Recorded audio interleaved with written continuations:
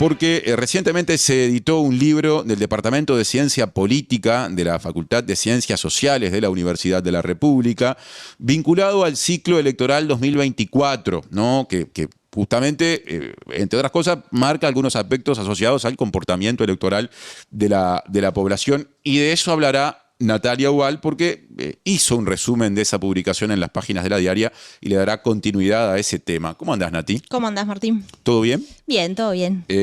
Me imagino que cuando se accede a un trabajo académico de investigación tan vasto, que aparte seguramente tenga muchos datos, porque eso naturalmente surge cuando se repasan los resultados de un ciclo electoral, hay una gran tarea, un gran desafío, que es seleccionar, es decir, ¿qué obtengo como principal conclusión? ¿Dónde están los destaques? Vos ya tenés algunos destaques porque los planteaste en la nota reciente. Sí, capaz que lo primero es aclarar que no es un destaque en función de ni el interés del artículo, ni la importancia, ni lo relevante que me pareció a mí, sino más bien que elegí los artículos que están ahí en la nota de la diaria de fin de semana en función de un eje articulador, que fue cuáles fueron los factores que llevaron al triunfo del Frente Amplio en noviembre de 2024 y a la derrota de la coalición. Ese fue el eje. Pero también quería aclarar que en el libro hay artículos muy interesantes que no entraron dentro de ese eje y por lo tanto no fueron objeto de la nota, que hablan, por ejemplo, sobre las campañas digitales de los partidos políticos, las estrategias de publicidad en Meta, hay un artículo, hablan sobre las representaciones, en términos de género en las elecciones de 2024, y también hay un artículo muy interesante que habla sobre el Parlamento y la configuración del Parlamento, y bueno, etcétera. Hay muchos artículos interesantes, así que les recomiendo el libro. Recién comentábamos un ratito antes, Martín, que pueden, las personas que estén interesadas, que creo que llegó una consulta de un oyente, una oyente, yo creo que pueden obtenerlo en la Fundación de Cultura Universitaria. Ahí no está. sé además en qué otros lugares se vende, pero seguramente ahí sí. Anabela de San José justamente nos escribió preguntando dónde se puede conseguir el libro que están viendo en pantalla. El título es Elecciones y comportamiento electoral en una democracia de partidos, ciclo electoral 2024 en Uruguay. Los editores, el editor es Diego Luján y la editora Daniela Bairo. Es una publicación del Departamento de Ciencia Política de la Facultad de Ciencias Sociales de la UDELAR y tiene el sello de la Fundación Cultura Universitaria o de Cultura Universitaria. Y es interesante porque conecta justamente porque uno diría, bueno, es un libro sobre algo que pasó el año pasado, pero en realidad, por un lado, conecta con el proceso de autocrítica que terminó recientemente el Partido Nacional, que tuvo 5 instancias regionales, la última fue en Maldonado hace un poco más de una semana. Y además me resultó muy interesante pensando en las próximas elecciones también, Martín, porque hay algunas pistas respecto al comportamiento electoral. Por un lado, el comportamiento consolidado, ¿no?, que tiene la sociedad uruguaya desde hace muchos años, pero por otro lado también nuevos comportamientos y nuevas pistas que parecen bastante interesantes para los partidos políticos de cara a la próxima campaña electoral. Y ahí yo agrupé un poco las explicaciones, tomé varios artículos en consideración. Y bueno, no las voy a mencionar a todos porque aburriría, pero sí tomé como 3 factores que explican de alguna manera el comportamiento electoral. El primero de ellos es el factor personal. Recordemos que se discutió mucho sobre, por ejemplo, la conformación de la fórmula del Partido Nacional y la elección de Valeria Ripoll como candidata a la vicepresidencia, pero los artículos hacen más foco en los candidatos y el peso de los candidatos. Y ahí hay un artículo en particular que habla de cuánto pesó el candidato en Álvaro Delgado y el candidato Yamandu Orsi y todos los candidatos en general en la decisión de votar por un partido político en octubre. Y ahí lo que vemos es que pesa mucho el candidato, por un lado, ¿no? Pesa un poco menos en el Partido Nacional y en el Frente Amplio, pero pesa por encima del 30%. O sea, más del 30% de las personas dijeron que Delgado y Orsi fueron las principales razones para votar por el Partido Nacional y por el Frente Amplio respectivamente. En otros partidos es muchísimo más alto incluso el porcentaje, ¿no? En el caso, por ejemplo, del Partido Colorado, Ojeda pesó un 45%, y en el caso, o 47 creo que es la cifra, y en el caso, por ejemplo, de Gustavo Salle es superior al 60%. Claro. Manini Ríos superior al 60%. Es decir, que el candidato pesa mucho, esa es la primera constatación, y ahí lo que observaron los investigadores es que había una percepción muy positiva de Orsi en la gran mayoría de la población, no solamente en términos de simpatía, sino algunas cualidades personales. Se consideraba que era más competente que Delgado, que tenía más capacidad de liderazgo y también que era más honesto que Delgado, ¿no? En términos de cualidades personales, además de la empatía y la cercanía, que es una característica que se ha destacado también del hoy presidente de la República. Entonces eso pesó. Después un segundo nivel de análisis tiene que ver con el peso de los partidos políticos, y hay un artículo realmente muy interesante, me pareció, de Rosario Queirolo y Román Sugo, que analiza un poco cuál es el peso de los afectos, ¿no? Y las identificaciones partidarias, porque muchas veces cuando se piensa en, bueno, las razones para votar, las razones de voto, se hace como un abordaje muy racional, ¿no? Bueno, la situación económica, por ejemplo, ¿cuánto afectó mi bolsillo, el gobierno, qué pasó? Y en realidad hay una dimensión también afectiva y de identificación partidaria que analizan tanto Queirolo como Sugo, y lo que concluyen es que lo que ellos llaman los lentes partidarios inciden en casi todo. Inciden, por un lado, en la evaluación de la economía. O sea, porque uno dice, bueno, quienes evalúan, una lectura podría ser, quienes evalúan negativamente la situación económica en el gobierno de Lacalle Pou, por ende votan al Frente Amplio. Claro. Pero en realidad ellos proponen un abordaje que es un poco a la inversa. Es decir, por el hecho de tener una identificación partidaria con el Frente Amplio, eso hace que evalúes negativamente la economía. También se puede ver desde esa forma, ¿no? Entonces ellos dicen, es central los alineamientos partidarios y la identificación partidaria en cómo se evalúa la situación de la seguridad, la situación de la economía y también incluso hechos que uno diría, bueno, son hechos, ¿no? Por ejemplo, si a vos te preguntan, ¿aumentó o disminuyó la población en situación de calle en Uruguay? Deberías estar habilitado a decir algo independientemente de tu identificación partidaria, es decir, simplemente por observación o por los datos oficiales. O por datos oficiales.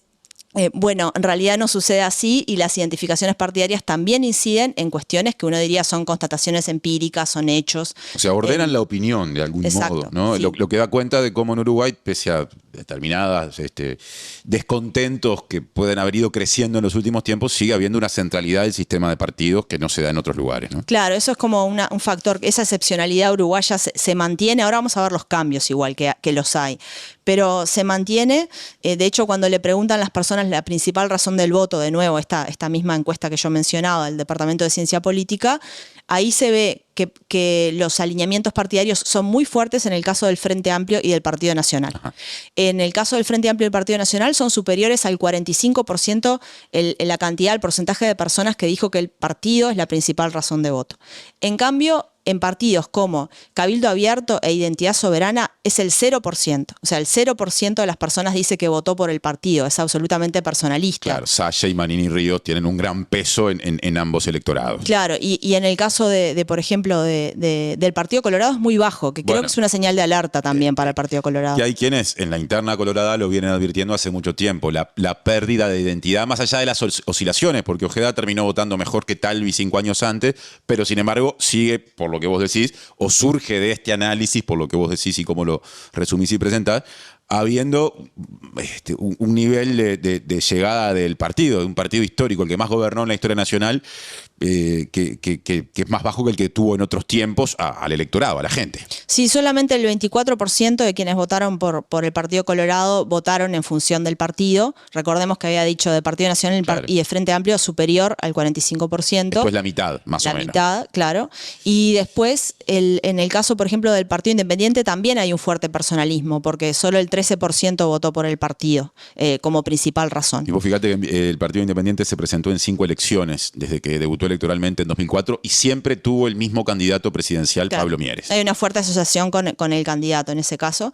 Y ellos concluyen, bueno, los autores Hugo y Queirolo concluyen, voy a leer la conclusión porque me parece interesante, dicen que en un sistema de partidos políticos estable como el uruguayo, donde hay 2 bloques claramente definidos, la activación de identificaciones partidarias es crucial para la competencia electoral. electoral, dicen ellos, ¿no? Entonces esto más pensando en las próximas elecciones, como la identidad partidaria, sobre todo en el caso del Partido Nacional y del Frente Amplio, es central a la hora del voto. Y hay otros artículos que hablan de la movilización y la importancia, por ejemplo, que tuvo la movilización frente amplista, por un lado, y por otro lado, cierto, que lo han hablado algunos dirigentes del Partido Nacional del interior, cierto falta de entusiasmo de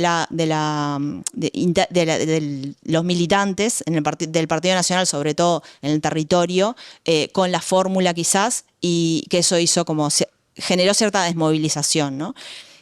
O cierta desconexión con esa fórmula.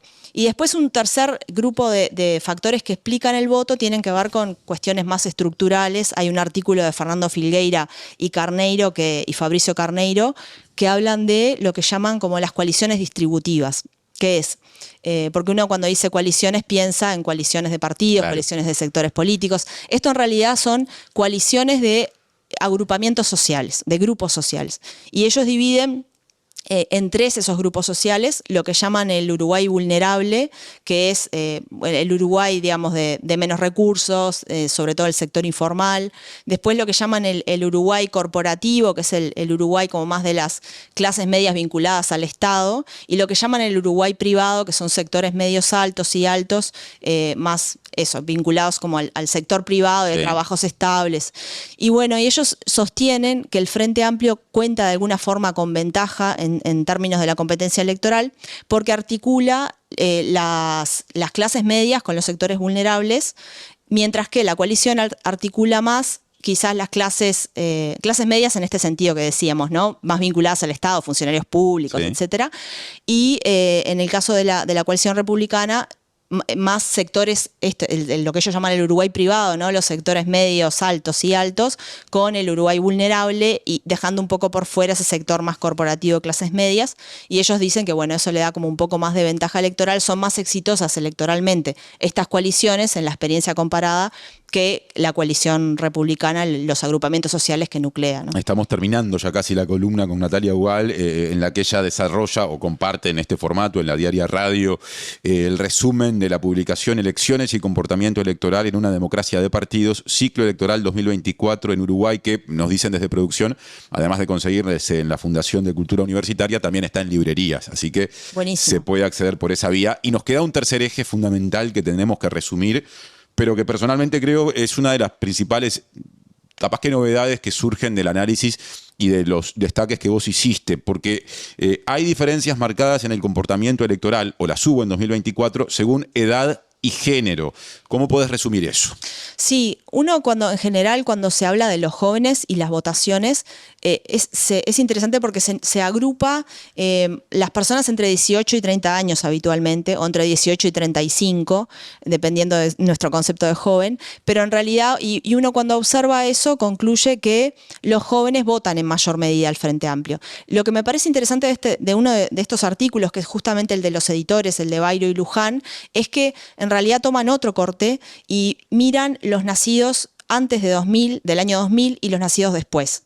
Y ahí que más o menos, digamos, grosso modo, no es del todo preciso, pero son los menores de 25 años y los mayores de 24. Entonces, ahí lo que se observa son claras diferencias respecto al comportamiento electoral general, ¿no? Los jóvenes menores de 25 años, el 49% votó por Delgado. O sea, si hubiera sido la elección entre los jóvenes menores de 25 años, ganaba Delgado por lejos, porque el 38% votó por Orsi. Ahí estamos hablando de balotaje.